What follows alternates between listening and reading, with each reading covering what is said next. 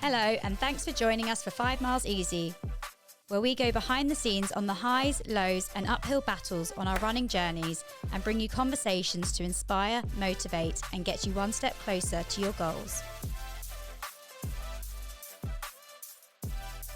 So let's race up for 5 Miles Easy.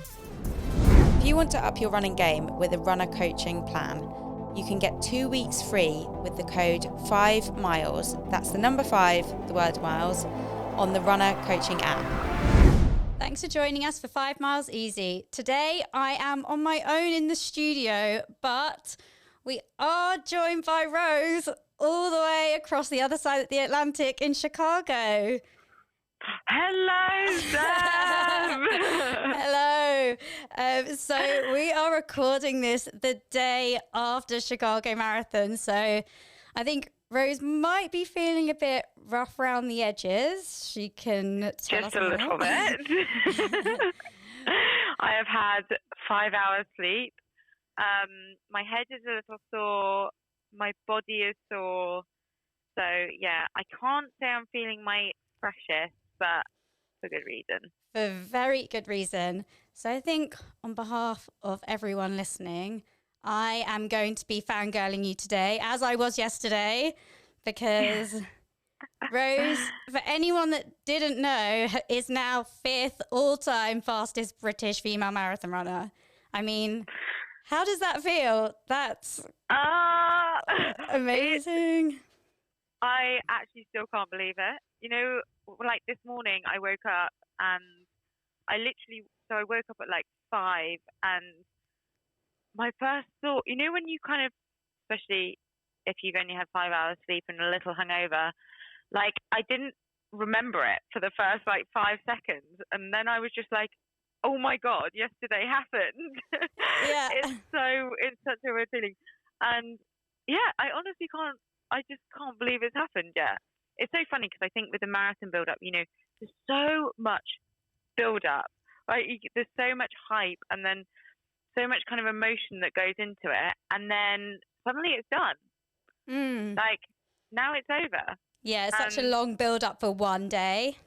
Yeah, and it's kind of a weird feeling. Obviously, I'm on cloud 9 and still buzzing from it. But it's also just like, I'm done now. I've run my marathon. Like, what's next? Well, we will get into what's next. Mix of emotions. Yeah. So yes. I'm kind of somewhere in between, like, buzzing, wanting to do it all again. So glad it's over and gone well. And, yeah, just a whole, like, mix of emotions.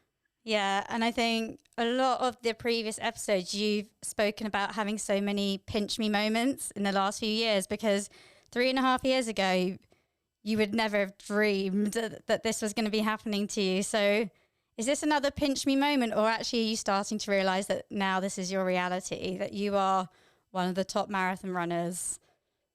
Oh my God, no, this is like a full on slap me in the face moment.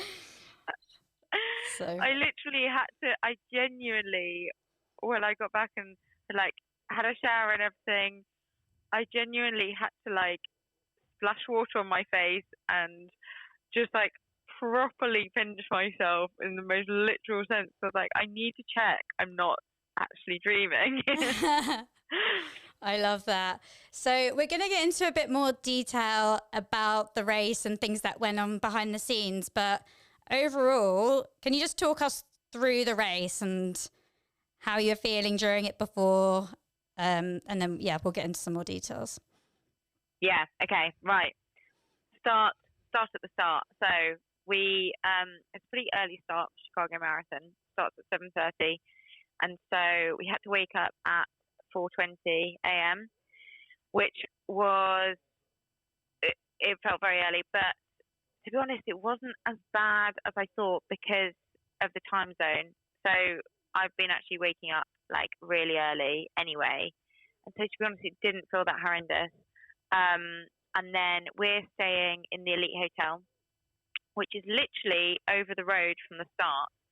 But a few things that were, I've only done London Marathon after the majors. So this is my second major marathon. And one of the really big differences to London was the security here is like next level. So we had to go down and meet in the lobby at like 5:30 a.m. To do all the security checks. So like our bags get checked by sniffer dogs. We get checked by, I don't know what they call it, like the metal rod you have at airports to check for whatever they're checking for, guns. And then we all have to get on a bus, even though the start's literally over the road. So it's, I know, it's a bit crazy. But for security, we all have to get on this bus, and we're literally driven round a little block to the elite tent. And another big difference to London, of course, is that the mass start at the same time. So the atmosphere, I actually took a little video of when I was on the bus, and there were just thousands and thousands of people out on the street, and it's still dark at this time. Yeah. So it was just, even right from the start, like the hype was there, which is so different from London because the elite starts quite lonely a long time before the marathon, and it's really quiet at the start. So that was actually really fun. And then we go into the elite tent, and there's a little kind of football pitch area to warm up in. But again, the mass can come into that. So kind of running with everyone, which is actually quite nice. But we got there. And to be honest, we didn't actually, by the time you'd done all the security and stuff, we didn't have that long before the start. So that was one thing that, it didn't throw me, but I was a bit like, oh, I don't really have time to do my normal warm-up. So I normally do like a 2-mile warm-up, and I actually only had time to do like a 12-minute warm-up and no drills. Yeah. And then you get like corralled into the start area. So were you not told about that before? You were kind of just not really driven there, and then this is how much time you've got. Yeah, and that was it really. We were told when we got to the tent, okay, you need to be out of the tent and go, in your kit and shoes and going into the start area. It was like 20 minutes before the start of the race, which is quite a long time to kind of stand in the pen at the start. So that was one thing I was a bit like, oh, haven't quite warmed up. And it was really cold at this point. It was about 7 degrees. And the sun hadn't come up, so it did feel pretty chilly. Why do they start it at 7:30? Do you know? Is it for like ideal temperature conditions, or is there another reason? I think so. Yeah, I think it's probably that, because there have been a couple of years when it's been hot. I mean, yesterday was not hot. It was actually really good temperature for running. But yeah, I guess it's just because it is sometimes hot, and obviously if you got the elites don't suffer quite so bad because they're only going for a couple of hours, but the mass who are going, some people going for 5-6 hours, you don't want to be out, and it's like really hot. Yeah, it's dangerous. So yeah, we spent 20 minutes in the elite pen at the start, and you've got kind of all of the mass right behind you. And so, yeah, the atmosphere at the start is awesome, and they do the national anthem, and then the wheelchair races go off, and then there's a big countdown, and yeah, and then you go, and it was not, I wouldn't say it's chaotic at the start at all, but you've definitely got like a lot of people around you, and obviously there's a good chunk of the mass who go off at like world record pace. Yes. And catch you up pretty quickly. Yeah. So yeah, it's very much kind of at the start you have to just run your own pace and be very controlled going into it, and you kind of go under a tunnel at the start as well, so there's like a lot going on, so you just gotta keep relaxed, keep in control, not like let the external factors influence. Exactly. Yeah. How were you feeling just before the start? Was the atmosphere there making you excited? Were you quite nervous what you were about to go through, or a bit of everything? I think by the time I get to I'm always like that. By the time I get to the start, I'm actually quite relaxed. I feel like my nervous day is like the day before. Yeah. And then I sit down and, I go through like my mental strategies for the day, and I will go into this a bit more later, but yeah, kind of I go through all my like mental exercises, and by that time I've sort of got all the nerves and the anxiety out. And on the start line, I was honestly just focusing on, you know, how cool is it that I'm standing on this start line surrounded by like some of the world's best marathon runners. And I'm like there with them, and like I'm at a world major. It's just such a cool experience. So I was Yeah. honestly just trying to kind of take it in and just thinking like, go out and enjoy it. So I felt pretty relaxed and just excited to be there and excited to kind of see what I could do. And I knew, you know, by that time, like nothing more you can do. You've just got to go and run Yeah. your best. Yeah. Awesome. So what was your race plan for the day? I mean, those that have looked into your splits will know that you did a pretty impressive negative split. So was the plan to do that, or how did it work with the pacer that you had? What pace were you meant to go at? And yeah, just how did that unfold? And did your race plan change throughout the race? I pretty much executed it as planned, except I went a little bit quicker than I thought I would. But Alison, my coach, gave me a very strict race plan that we decided on the day before. And essentially, I always break the marathon up into chunks, but he came up with quite a good way of doing it in that it's 13 miles, 7 miles, and then 3 by 2. And first 13 miles is basically just, you know, switch off, dial into the pace and stay consistent. And my big focus for that chunk, which kind of sounds like a big chunk, but actually the first half goes by so quickly and you feel good. So I didn't really feel like mentally I needed to break it up because it's quite like the first half is quite easy. So I was just focusing on like the crowds and smiling at people, you know, interacting. I was like looking at all the signs that people hold up, and Yeah. you know, you saw some quite funny ones. There was so much Taylor Swift going on, and I thought Love of you. that. Yes. But I find it really helps just to like engage with the crowds, and I have to say that was another big difference to London. The crowds were like from the start and all the way through. There were no quiet patches. Yeah, So makes such a difference. That really helped. Yeah. And I think towards the last stages, it kind of becomes quite difficult you're so like focused on your pace and keeping going that it's hard to kind of interact with crowds in the later stages. But in that first half, I tried to like really just soak up the energy. So that was my plan till mile 13. And I had, the way the paces work. So we had a pace group. Yeah.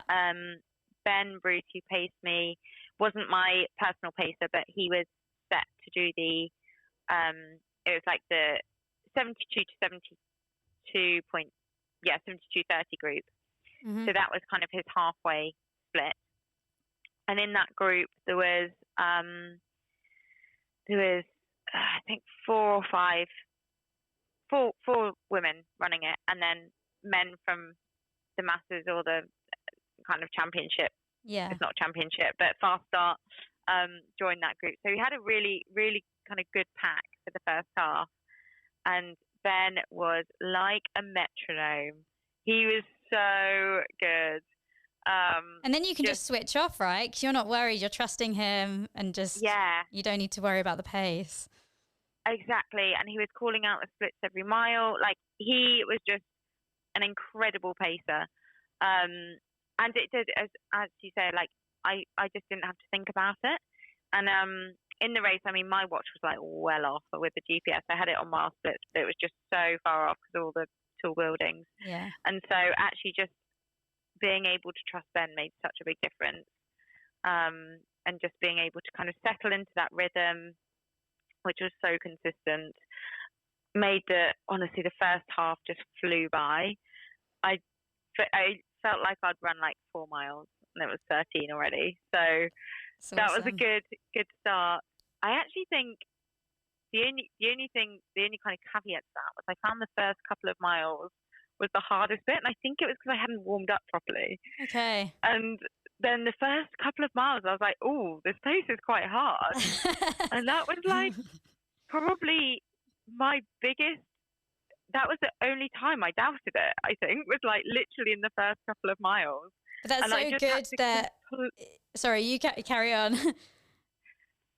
I just had to kind of completely, like, it was really like bring in the mental strategies. Yeah. And what I've learned with my sports psych and, you know, what we talk about, don't think about how you're feeling. I just was like, let it go, stop checking in, like, do not do that, and just run.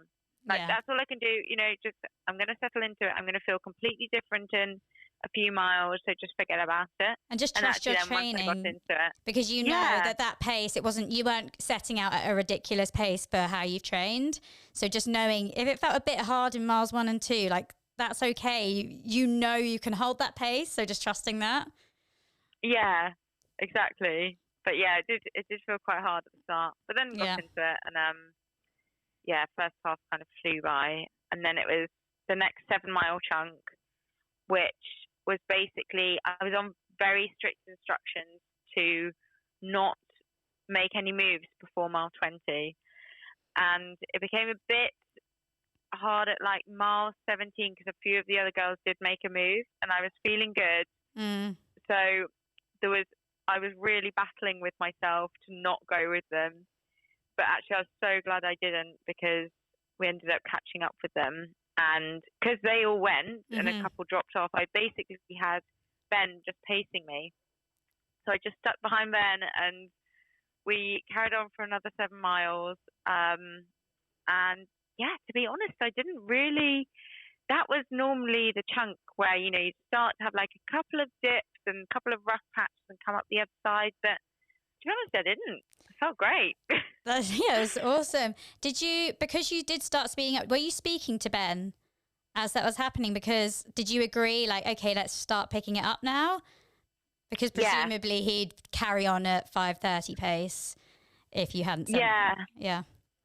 Exactly. So, and Alistair had actually spoken to him before and saying, got a couple of ladies in your group, like, don't let them go before mile 20. They know the instructions. But yeah, mile 20 then I was like, I feel good, like, can we pick it up a little bit?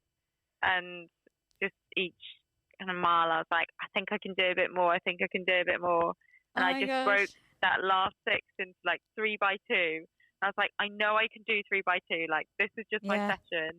Yeah. And I felt so prepared for that last 10K. Like, all of my training has been so geared towards that last 10K. So honestly, I felt excited for it. Yeah. I was like, this is where I get to show everyone what I've been doing in training. And, you know I can tough it out in those last miles. So I was just excited to kind of see what I could do and see how much I could pick it up. I mean, you definitely showed us what you could do. And hopefully, even given it went so well and you could pick it up so much, does it give you a bit of confidence for what's to come as well in future marathons? Yeah, definitely. Yeah. Like, huge confidence. I honestly didn't. I mean, the last 2K were hard, but that's because you're going so fast. Yeah. At the end of a marathon. I ran hard in the last 2K.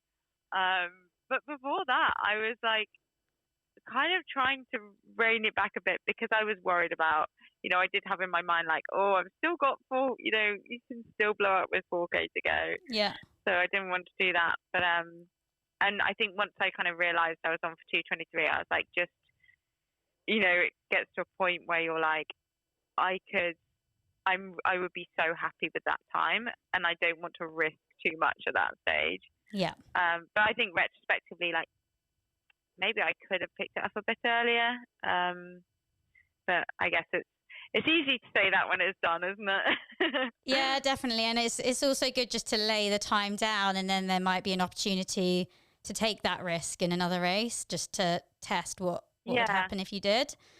But now it's like, now you've laid that marker down without any risks, then at least you've got that in place. Yeah. Exactly. I definitely think it was like the easiest marathon I've done so far. The easiest but fastest. We've said Bizarrely. it before. The Yeah. best races feel the Yeah. easiest. So you did it so well. 100%. Yeah, that's awesome. And then because you finished really closely to some of the other Puma girls. So Molly Seidel, who bronze medalist at Tokyo Olympics in the marathon, you were super close behind her. She had an awesome race as well.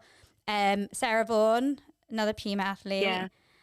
So you were all quite close together. Were you like planning to run together, or I think Molly was a bit ahead beforehand and you may have closed in on her, but you were with Sarah for quite a lot of it, weren't you? Yeah, so Sarah and I did actually plan to run together, and we did for the majority of the race. Sarah's coached by Alistair, my coach as well. Okay. She's obviously a US athlete and she's based in Boulder, but has been coached by Alistair for not that long, I think under a year, but for this training block. So we've actually had all the same training, and we knew we were matching up very well together.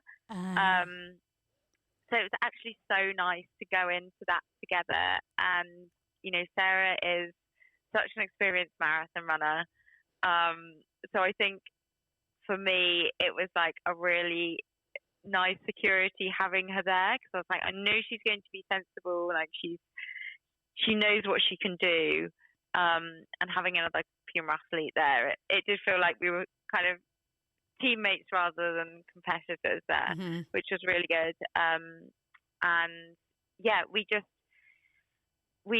stuck in the pace group, and then Sarah actually was one of a couple of the girls went off at like mile 17, and one of them was there, and she picked up. She put in kind of big surge within, and put in a decent gap in under a mile. So I was in front for quite a while, and I think I caught her. I only just caught her right at the end, and it was as we were in the last mile. There's a long straight, and I caught her on that, and then you get to, which is horrible, a hill in the last 400 meters. No. Yeah, and it's not a big hill, but it goes over a railway. Okay. So it's quite kind of it's short and sharp, but when you don't need that. Got 400 meters to go, it feels like a mountain. Yeah. So I caught her up just before that hill, and then she kind of got on the back of me, and we were going in front of each other and then behind. We were working together at that stage, and then at a hill, she like pushed on. And I was nearly like, I was so tired by this point. I was nearly like, she can have it. And then I was like, no, fight for every second. Yeah. And it was actually Amy, my other coach, had told me about this hill, and she was like, you're going to want to give up, but just push through it, like fight for everything. And that just came into my head at exactly the right time, and I like powered up the hill, and that was when I got in front of her, and I just like, I felt like I sprinted for the finish. I was probably not sprinting, but I was literally just like going for it, arms going everywhere for the finish. And I just, got her by a few seconds.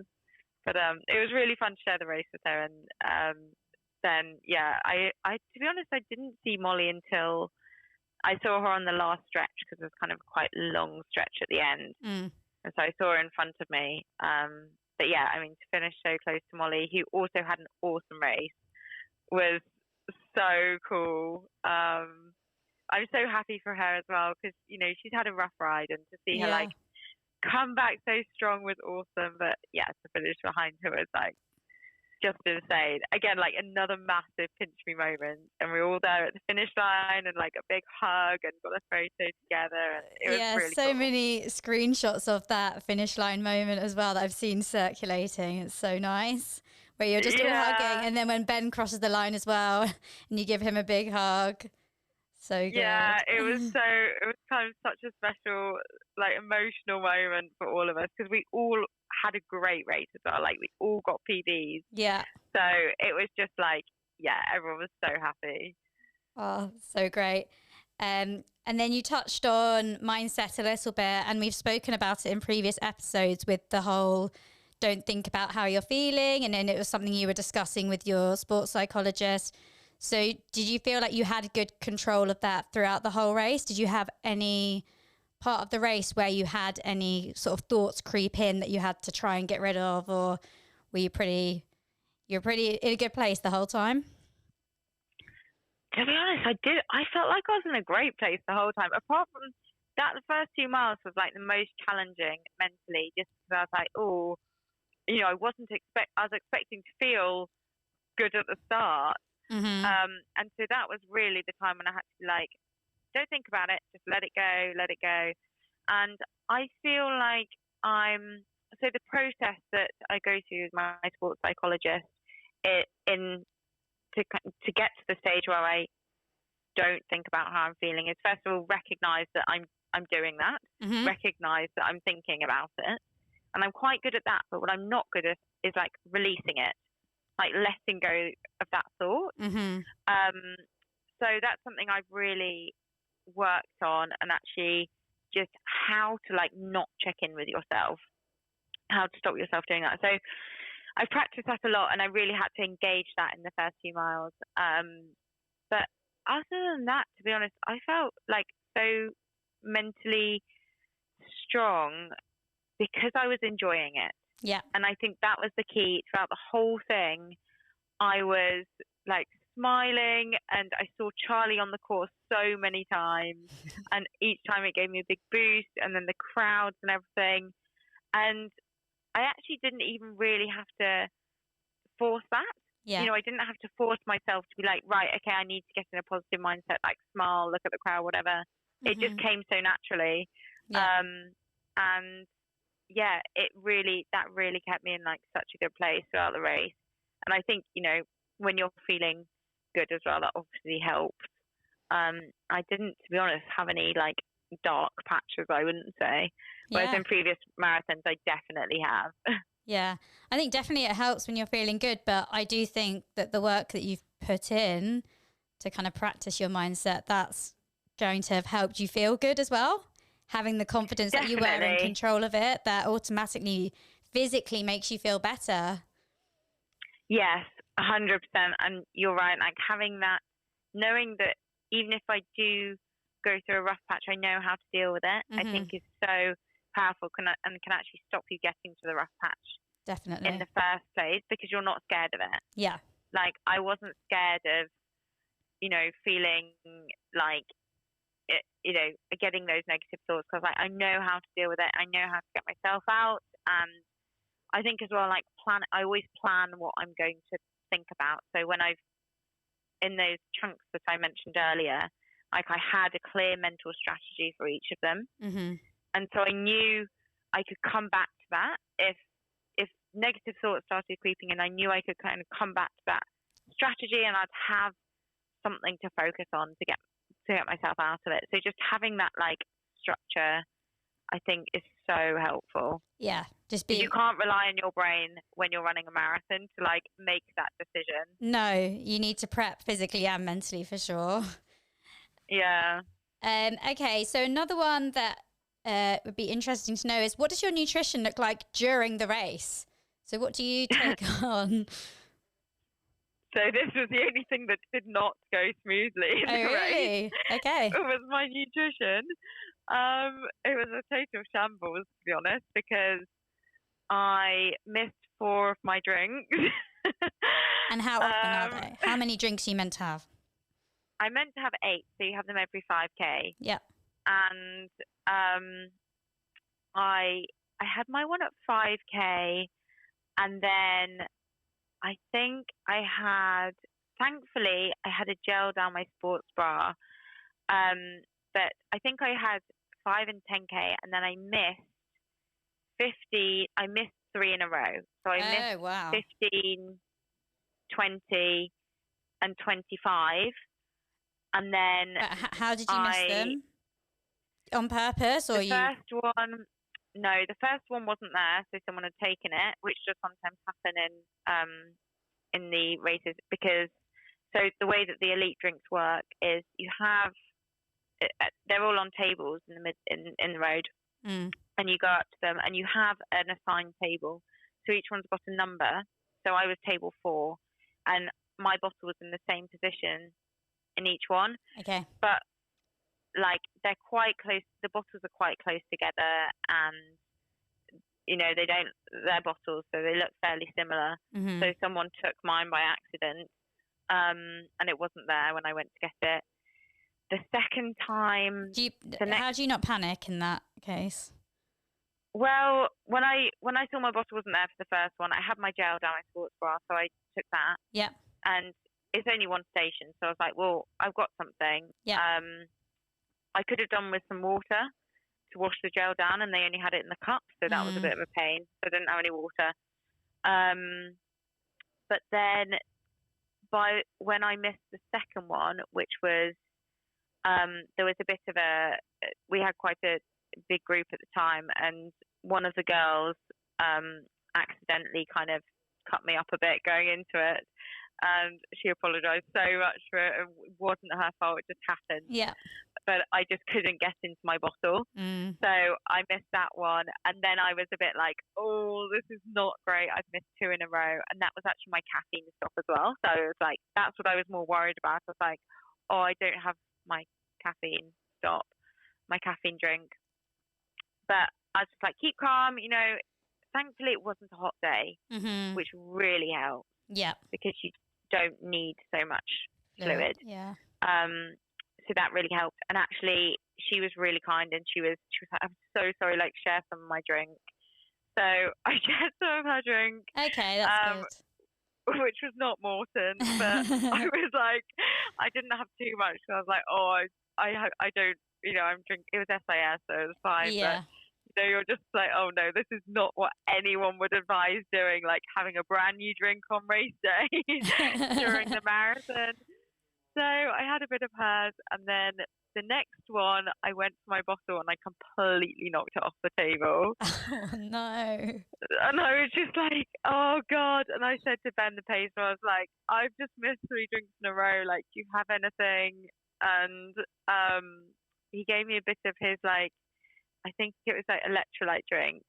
But I was like, if anyone sees a gel on the course, please get it for me. And I didn't have any more in my sports bra, so I just had to like trust that, well, there's nothing you can do. Yeah. So I was like, okay, next drink stop, I am 100% getting my bottle, and I actually like grabbed it with both hands and like slowed down quite a bit to make sure I got that bottle. Yeah.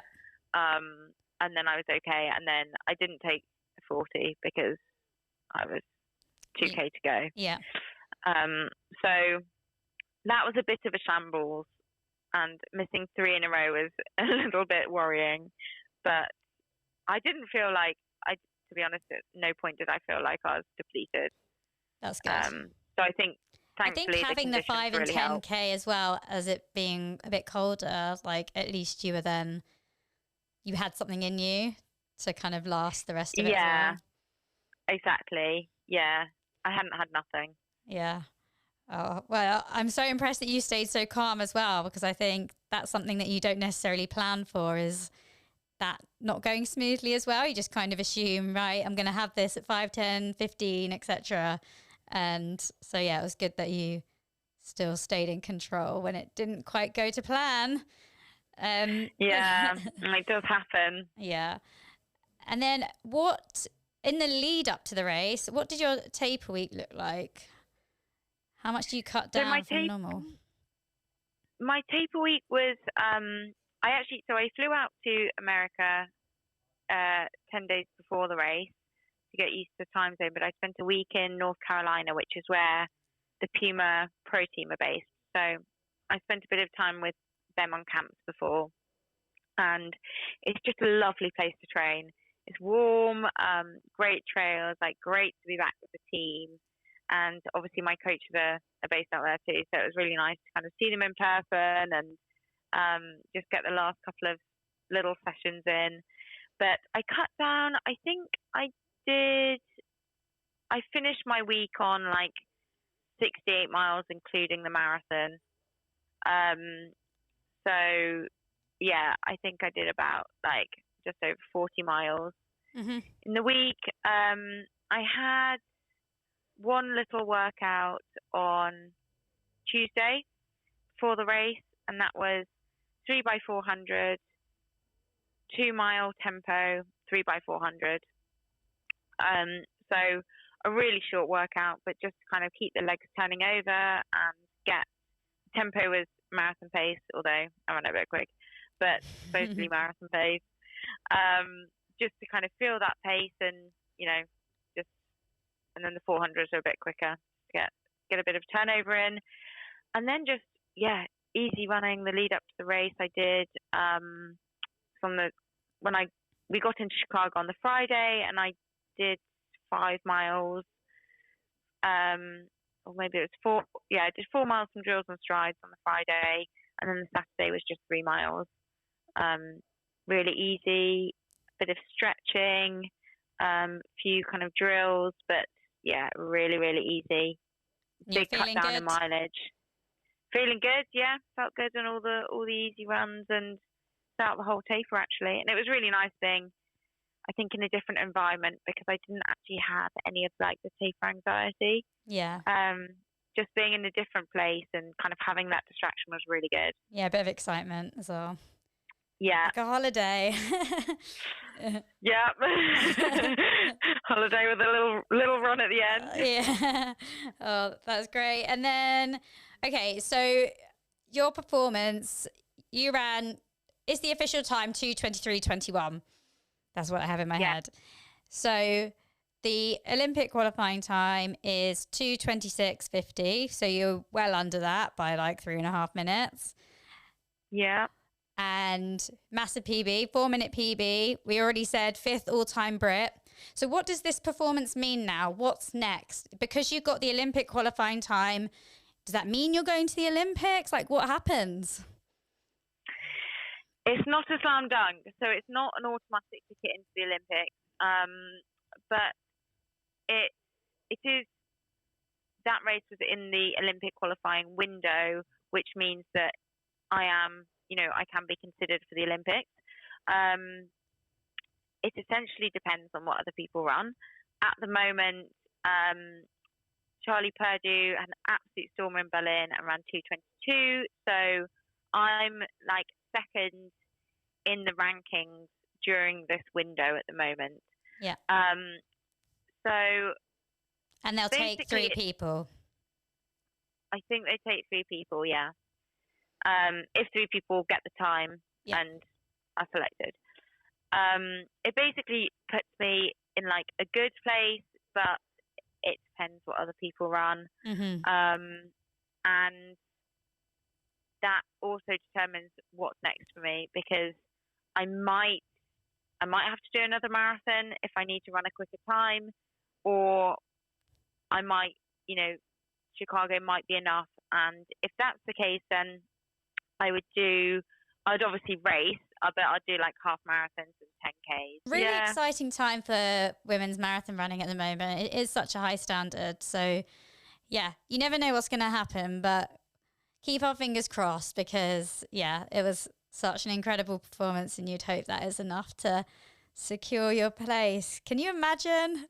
We won't get ahead of ourselves. It would be insane. It would be insane. But yeah, I mean, I definitely feel like, I did my best. I've done everything I can for now. Yeah. And I definitely feel like it gives me a seat at the table at least. So. Oh, definitely. Fingers crossed. I will keep my fingers crossed. 5 miles easy on tour. Yeah, I'll be booking my flight ASAP. And then after this incredible performance, what did you do to celebrate, or have you got any more plans on how you're going to spend the next couple of weeks where you're recovering from the marathon? So yesterday was just like a total whirlwind of excitement, and there's so much happening. But a lot of kind of meeting up with people, and I've got quite a few people from Pure out here. So we went for some drinks, dinner, went to a rooftop bar, and then we actually ended up in this quite random karaoke bar with Molly and some of her team as well. And it was just the most random place. It was a tiny little bar, and it was basically us and then a load of locals. So that was, I felt like that was very, very authentic Chicago experience, but good fun. And you'd been up for so many hours as well. Have you got up at what, 4:30? Yeah, I do not know how it was still going, but I think just all the adrenaline from the race and a lot of caffeine kept me going. But yeah, today is a chilled day. Got a few more days in Chicago, and then we're actually doing a little road trip down through Kentucky and to Nashville. So got a bit of a holiday with some good hiking, hopefully some sunshine, and some country music in Nashville. Yeah, that's going to be so fun. I'm jealous. Can't wait for all the updates. It's going to be so good. I have one more question that obviously I am still in my marathon block. And I mean, all the questions I've asked so far are things that are very useful for me as well to know the answer to. But one thing that I find so interesting is, was there a particular moment or session or series of sessions that led you to feel confident that you could hold like 2:24 pace? I know you sped up at the end, but you were on about 2:24 pace for most of the marathon. When was it that you knew you could do that? I did. There were a couple of big sessions that I did that were huge confidence boosts. There was one that was, it was like 4x4 miles, and it was progressive, and I can't remember what I got down. It was like sub 5:20s I got down to in the last 4 miles, and then I had another one that had a couple more sessions towards the end of the block. One was like an 18-mile progressive run. Mm-hmm. And it was broken up into 6, 6, and 6, again progressive, and got down to like 5:15s at the end, and that was a really good boost. I was like, well, I've done that towards the end of my block. It was just after my legs were definitely tired. I was like, if I can crack that out at the end, that's such a good feeling. Yeah. And then we also did one that was like on-off miles, and the on miles ended up being, I think we finished on like a 5:02 or something. Oh, and again, Jesus it was Christ. like, it was being able to not necessarily just run a 5:02 mile, but it was being able to do that at the end of the session. Mm-hmm. And I think that it was, to be honest, it was my confidence in the last 10K that helped me so much. Because, I knew I could run 5:30s for half marathon because I've done quicker than that. Yeah. But knowing that I could then like still crack out a good last 10K, that gave me so much confidence. And I feel like that's been the biggest change for me in training, or in my kind of marathon block this time, was just that like level of confidence in the back end of the race, and knowing I could hold it together. But to be honest, a lot of it as well was like trusting in Alistair's plan. And I definitely had so many moments where the pace feels so scary, and that was another real kind of point where I had to employ all the mental strategies and lead up to it, because there've been a lot of times when I've run 5:30s and it's felt so hard in training. Yeah. And those times weren't that long ago that I was like struggling to run 5:30s for a 3-mile tempo. And it's like, oh God, that pace is scary. And I just had to let that go. I was like, it's just a number. Yeah. Like, don't worry about it. And I genuinely trust them. Like, if Alistair thinks I can do it, I can do it. Like, he's not going to put me in a position where I'm going to struggle. I mean, obviously you can have a bad day, anything can happen, and I might have struggled. But I think his like level of confidence in me was just what gave me confidence in it. Yeah. And he said, like, you know, at the end, I think you could run like a low 33 10K at the end.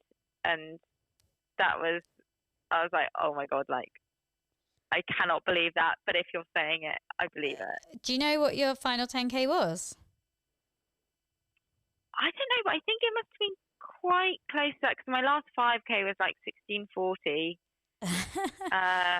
So I think I must have been like low 33 for the last 10K. Yeah. Something like that. Maybe, yeah. Not too far off your 10K PB at the end of a marathon. Well, that's a ridiculous thing. I think my parkrun PB is like 16:30 something. So yeah, maybe you can, whilst you're getting back into training, you can revise a few of those shorter PBs when you're not focused on the marathon. But honestly, I'm not sure I can go any quicker over 5K. I have two speeds, off and marathon pace. Wow.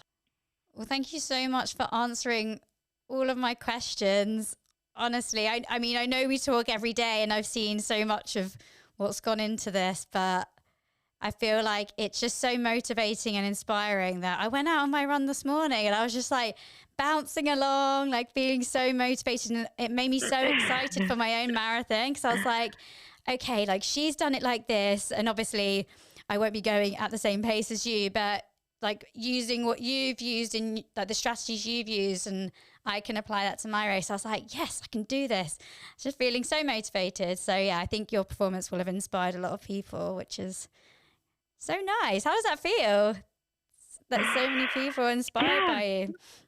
I mean, just crazy, but yeah, it's awesome. I hope I can like help some others to PBs, and I'm excited for Frankfurt for you. That's what's next up. It's going to be great, and yeah, it's doable. Absolutely. Negative split. Yeah, Negative split. You can feel great the whole way. Yeah. Yeah, we'll see what happens. But yeah, so if you wanted to catch a bit more behind the scenes of what went on at Chicago, we did upload a YouTube video. So yeah, check that out. Check it out. Check it out. And join us next week for our last episode in season 1. I cannot believe we're there already. But yes, season finale. It's been so fun. But yeah, it'll be a good one where we answer everyone's questions. See you next week.